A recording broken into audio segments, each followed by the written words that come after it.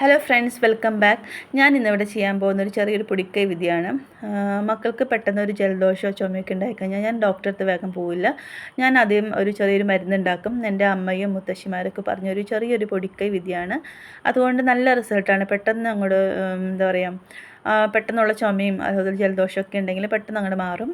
അതിനുള്ള ഇൻഗ്രീഡിയൻസ് എന്ന് വെച്ചാൽ പനിക്കൂർക്കയുടെ ഇല, അതുപോലെ തുളസി ഇല, കുരുമുളക്, ചെറിയ ഉള്ളി, ഇതെല്ലാം കൂടി വെച്ചിട്ടൊരു ചെറിയൊരു മരുന്ന് ഉണ്ടാക്കാൻ പോവാണ്.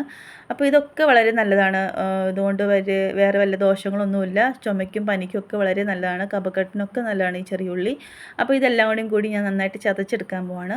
ഇത് നന്നായിട്ട് കഴുകി വൃത്തിയാക്കിയതാണ്. ഇനി ഇതിലേക്ക് ചതച്ചെടുക്കുമ്പോൾ വെള്ളമൊന്നും ചേർക്കേണ്ട ആവശ്യമില്ല. വെള്ളം ചേർത്ത് കഴിഞ്ഞാൽ അതിൻ്റെ ഗുണമൊന്നും ഉണ്ടാകത്തില്ല. അപ്പോൾ ഓരോന്നായിട്ട് ചതച്ചെടുക്കണം. അപ്പോൾ ആദ്യമായി ഞാൻ ചതച്ചെടുക്കാൻ പോകുന്നത് പനിക്കൂർക്കയുടെ ഇലയാണ്.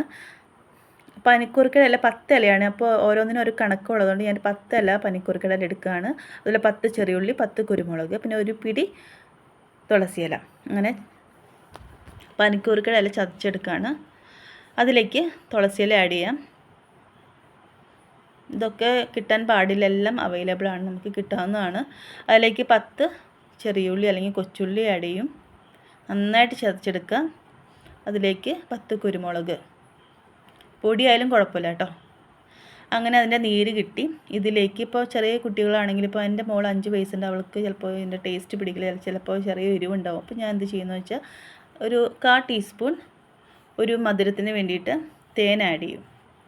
എന്നിട്ട് ഞാൻ രാവിലെയും വൈകുന്നേരം കൊടുക്കും. 3 ദിവസം കൊടുക്കും. നല്ല റിസൾട്ടാണ്, പെട്ടെന്ന് കുറയുകയും ചെയ്യും. അപ്പോൾ ഇത്രയേ ഉള്ളൂ ഗൈസ് വീഡിയോ. നിങ്ങളൊന്ന് കുട്ടികൾക്ക് കൊടുത്തു നോക്കൂ, നല്ല റിസൾട്ടായിരിക്കും. അപ്പോൾ ഈ വീഡിയോ ഇഷ്ടപ്പെട്ടെന്ന് ഞാൻ വിശ്വസിക്കുന്നു. Please like, share and subscribe. വേറൊരു വീഡിയോ ആയിട്ട് വരുന്നതായിരിക്കും.